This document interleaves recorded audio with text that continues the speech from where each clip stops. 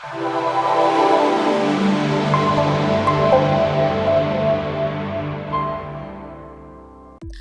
में कांग्रेस पार्टी में खींचातान खत्म होने का नाम नहीं ले रही। पार्टी में नेता विपक्ष और अध्यक्ष के लिए अभी भी तस्वीरें साफ नहीं हुई हैं।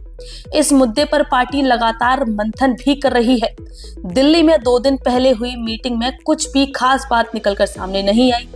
हालांकि दिल्ली के अलावा चंडीगढ़ में भी कांग्रेस विधायक दल की मीटिंग हुई, लेकिन इन मीटिंग्स में क्या हुआ इसकी तस्वीरें अभी तक साफ नहीं हुई हैं।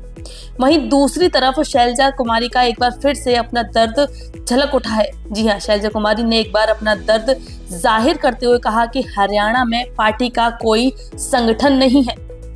दरअसल हरियाणा में कांग्रेस के नए अध्यक्ष और संगठन को लेकर दिल्ली में मंथन हुआ। इसके अलावा विधानसभा में नेता प्रतिपक्ष बनाने को लेकर भी चर्चा के बाद कोई फैसला नहीं हो पाया और इस कारण दूसरी बार विधानसभा का सत्र बिना नेता प्रतिपक्ष के ही शुरू हो गया।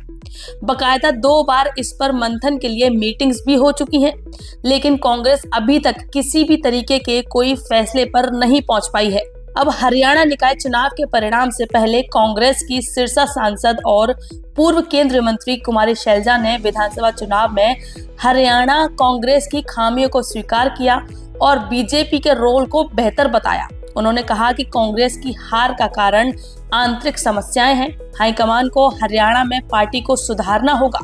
शैलजा ने बिना नाम लिए कांग्रेस के कई नेताओं पर सवाल भी उठाए। उन्होंने कहा कि कांग्रेस ने लोकसभा चुनाव में अच्छा प्रदर्शन किया, लेकिन विधानसभा में सरकार नहीं बना पाई। इसका खामियाजा जनता क्यों भुगते? दरअसल सांसद कुमारी शैलजा चरखी दादरी में पूर्व मंत्री सतपाल सांगवान के निधन पर उनके विधायक बेटे सुनील सांगवान के निवास पर श्रद्धांजलि देने पहुंची थी और इसी दौरान कांग्रेस का हरियाणा में संगठन नहीं बनने को लेकर शैलजा ने अपनी चिंता जाहिर की। उन्होंने यह भी कहा कि पार्टी में खामियों के कारण ही प्रदेश का संगठन कई साल से नहीं बन पा रहा। खैर, खबरें तो ऐसी भी सामने आ रही हैं कि हरियाणा की सियासत में कुमारी शैलजा एक बार फिर से वापसी करना चाहती हैं। हालांकि अब तक वह कामयाब नहीं हो पाई हैं। उन्होंने विधानसभा चुनाव में लड़ने की इच्छा जताई थी, लेकिन पार्टी ने उन्हें इजाजत नहीं दी।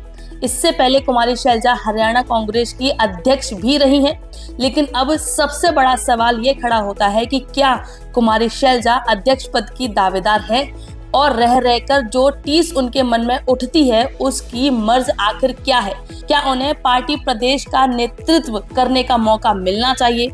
हालांकि शैलजा के रास्ते में जो सबसे बड़ी चुनौती है वो कोई और नहीं बल्कि हरियाणा के पूर्व सीएम यानी कि भूपेंद्र हुड्डा है। अब देखना होगा कि कांग्रेस की सियासी लड़ाई में आखिरकार किसकी वापसी होती है और कौन किसके लिए सबसे बड़ी चुनौती बनकर सामने आती है।